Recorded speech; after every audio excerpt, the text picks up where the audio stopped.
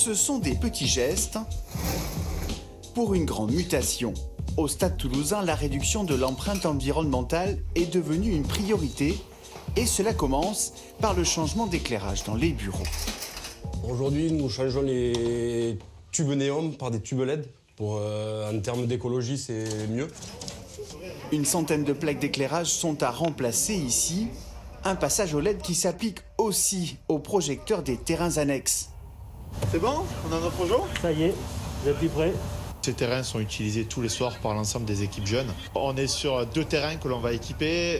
Cela représente 24 projecteurs. C'est un investissement d'approximativement 100 000 €. On va être sur une économie d'énergie de 40 à 45%. Le terrain d'honneur sera le prochain sur la liste. On y retrouve les joueurs de l'équipe 1.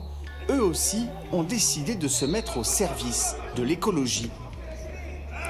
Sous l'impulsion de Clément Castet, Louis-Benoît Madol et Alban Placine, les initiatives fleurissent, comme cette idée simple pour diminuer l'utilisation des bouteilles plastiques.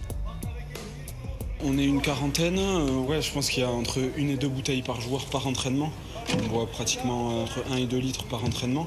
Donc là, ça fait beaucoup de bouteilles en plastique. Donc là, déjà, d'avoir des gourdes en plastique qu'on peut réutiliser et qui sont nettoyées tous les soirs, c'est quand même un gain assez important. Des idées, ils en ont à tous les étages. Il faut grimper quelques barreaux pour s'en persuader. Sur le toit d'Ernest Vallon, 6 ruches en pleine effervescence. Vue imprenable sur le terrain pour des abeilles qui butineront jusqu'au balcon du Capitole. Un plus pour la biodiversité et des joueurs qui pourront bientôt profiter du fruit de leurs idées.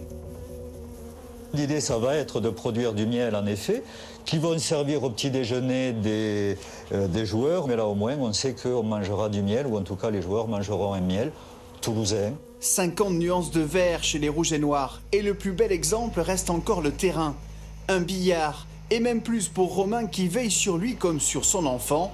Arrosage économe, bactéries naturelles contre les attaques de champignons. Exit la chimie, place au raisonné.